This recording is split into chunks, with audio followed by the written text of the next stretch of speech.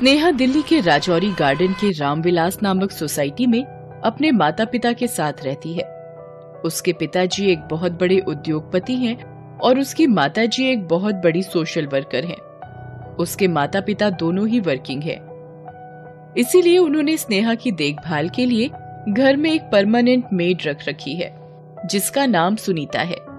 सुनीता स्नेहा की देखभाल करती है, उसे स्कूल छोड़कर आती है, उसके साथ खेलती है और उसे अपने हाथों से खाना खिलाती है। स्नेहा बहुत ज्यादा लाड प्यार में पल रही थी। दूसरी तरफ उसी की ही सामने वाली सोसाइटी में आंचल नाम की एक लड़की अपने माता पिता के साथ एक छोटे से मकान में रहती थी। आंचल और स्नेहा दोनों एक ही स्कूल में पढ़ती थी। एक बार सुबह के समय की बात है, स्नेहा अपने डॉगी के साथ घूम रही थी। तभी वो आंचल के घर के सामने से निकल रही थी। तब वो देखती है कि आंचल घर में झाड़ू लगा रही है। आंचल, तुम क्या कर रही हो? मैं झाड़ू लगा रही हूँ। क्यों, तुम्हारे यहाँ नौकर नहीं है क्या?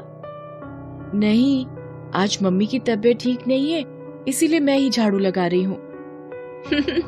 तुम नौकर रखोगे भी कहाँ से? इतना कहकर वो वहां से चली जाती है और आंचल अपने काम में लग जाती है। स्नेहा इसी तरह हमेशा आंचल को नीचा दिखाती। वो हमेशा ही अपने पैसों पर, अपने स्टेटस पर घमंड करती थी, पर आंचल इससे बिल्कुल विपरीत थी। वो स्नेहा को अपनी दोस्त मानती थी, इसीलिए वो उसकी किसी भी बात का बुरा नहीं मानती थी। ऐसे ही एक बार की बात है, आंचल मार्केट से कुछ सब्जियां लेकर आ रही थी। उसी समय स्नेहा की गाड़ी आकर रुकती है। आंचल स्नेहा को देखकर, हेलो स्नेहा। हे, नाइस कार, तुमने नई कार ली है? हाँ, ये मेरी नई कार है। मेरे पापा ने ये कार अभी ली है, टॉप मॉडल है। वैसे तुम्हारे पापा के पास कार नहीं है ना? नहीं। होगी भी कैसे, अब सबके नसीब मेरे जैसे थोड़ी होते हैं। आंचल ये सब सुनकर बहुत दुखी हो जाती है।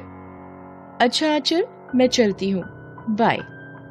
आंचल बहुत दुखी मन से अपने घर चली जाती है।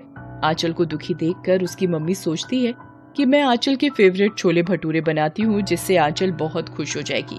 आंचल की मम्मी ऐसा ही करती है और वो आंचल को जैसे ही खाने में छोले भटूरे सर्व करती है, आंचल छोले भटूरे को देखकर खुश हो जाती है। पर वो फिर सोच में पड़ जाती है। क्या हुआ आंचल, छोले भटूरे तो तुम्हारे फेवरेट है ना? हाँ मम्मी। फिर क्या सोच रही हो? मम्मी, स्नेहा को भी छोले भटूरे बहुत पसंद हैं। क्या आप छोले भटूरे उसके घर भी दे आओगी? हाँ बेटा, क्यों नहीं। आंचल की मम्मी स्नेहा के घर जाती हैं। उस समय स्नेहा घर पर अकेली होती है। वो स्नेहा को घर पर अकेला देखकर कहती है, तुम्हारे मम्मी पापा घर पर नहीं है क्या? हाँ आंटी, मम्मी किटी पार्टी में गई है और पापा ऑफिस में है। आपको कुछ काम था क्या? नहीं बेटा, कुछ काम नहीं था, बस मैंने आज छोले भटूरे बनाए थे तो आंचल ने बताया कि तुम्हें भी छोले भटूरे बहुत पसंद हैं, इसीलिए तुम्हारे लिए छोले भटूरे लाई हूँ। आंटी, हमें छोले भटूरे नहीं खाने। वो मेरी मम्मी आते वक्त रेस्टोरेंट से खाना लेकर आने वाली है, तो आप अपने छोले भटूरे वापस ले जाओ। Middle class. ठीक है, हमें मिडिल क्लास के घर का खाना तो क्या, पानी भी पीना पसंद ना करें। ऐसे ही कुछ दिन और बीत जाते हैं और फिर एक दिन स्नेहा के घर में सुनीता नाम की नौकरानी स्नेहा के बेडरूम में साफ सफाई कर रही होती है। उसी समय स्नेहा वहां आती है। सुनीता दीदी। हाँ? आपके कपड़े कितने पुराने और कितने गंदे हैं। वैसे आपके पास ज्यादा कपड़े होंगे भी नहीं, क्योंकि आप गरीब जो हो। सुनीता ये सब सुनकर बहुत दुखी हो जाती है। वैसे आपका घर ठीक ठाक ही होगा ना, हमारे जैसा थोड़ी होगा। अरे मैं भी ना, अगर आपका घर अच्छा होता तो आप हमारे यहाँ काम थोड़ी करती। चलो खैर, आप अपना काम करो वरना आपको पैसे नहीं मिलेंगे। सुनीता बहुत दुखी हो जाती है और दुखी मन से ही अपने काम में लग जाती है। रात में जब उसके मम्मी पापा घर आते हैं तो उसके पापा बहुत दुखी होते हैं। क्या हुआ पापा, आप दुखी क्यों हो? हमारा एक बहुत बड़ा कंसाइनमेंट था जो कि अब्रॉड जाना था कल ही, और हमने सारा का सारा कंसाइनमेंट रेडी भी कर लिया, पैकिंग भी कर ली और बुक भी कर दिया था। बस भेजने ही वाले थे, तभी उनका कॉल आ गया कि कंसाइनमेंट कैंसिल हो गया है। और बेटा हमने इस कंसाइनमेंट के लिए मार्केट से, बैंक से बहुत पैसा उठा रखा है। अब हमारा क्या होगा कुछ समझ नहीं आ रहा। हम रास्ते पर आ जाएंगे। ऐसा कुछ नहीं होगा पापा, आप परेशान मत हो। बेटा अब कुछ नहीं हो सकता। अब हम गरीब हो गए हैं। ये घर, गाड़ी, अब कुछ नहीं रहेगा हमारे पास। स्नेहा और उसके माता पिता सभी बहुत दुखी होते हैं और हर तरफ से कोशिश करते हैं कि कंसाइनमेंट कोई ले ले, जिससे बैंक के लोन, मार्केट का पैसा टाइम पर जमा कर पाए। पर उन्हें हर जगह से निराशा ही हाथ लगती है। समय धीरे धीरे बीतता जाता है।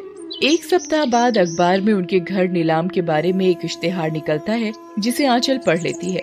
आंचल इश्तेहार पढ़ने के बाद दौड़ी दौड़ी अपने पापा के पास जाती है और स्नेहा के परिवार की स्थिति के बारे में सब कुछ बताती है। ये सब सुनकर उसके पिताजी कहते हैं, उन्हें अपने कर्मों की सजा मिल रही है।